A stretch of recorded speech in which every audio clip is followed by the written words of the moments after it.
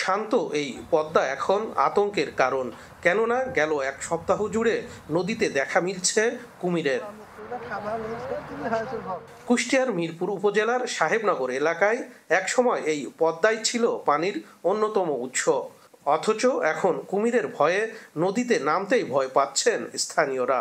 জানান, মাঝে মধ্যে লোকালয়ে ঢুকে পড়ছে কুমির। কুমিরের ডেঙ্গায় উঠিলে আর অর্ধেক পানির ভিতর অর্ধেক উপরে, বুঝলেন? দেখি আমার দেখি পাইছি, আবার আজকেও দেখলাম ভাইসি বেড়াচ্ছে কুমির গঠে দুরুন ধরে কুমির এরকম ডেঙ্গায় উঠে আসছে, আবার নামি চলে যাচ্ছে, ভাইসি যাচ্ছে। কুমির আসি, এই জন্য আমরা ভয় পাচ্ছি।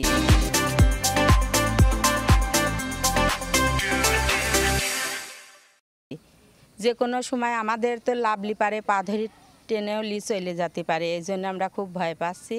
আসে চই মই তাড়ে ওঠে, কেউ ভয় করতে মারতে পারছে না। পানি উন্নয়ন বোর্ডের কর্মকর্তার দাবি, ভারতীয় পানির তোড়ে ভেসে আসতে পারে কুমির।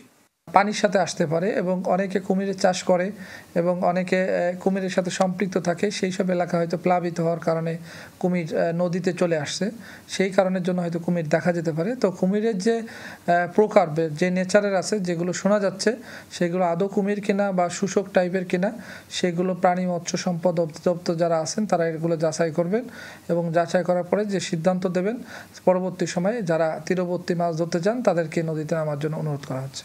শুধু সাহেবনগরই নয়, জেলার ভেড়ামারা ও মিরপুর উপজেলার বেশ কয়েকটি গ্রামেও কুমিরের দেখা মিলেছে।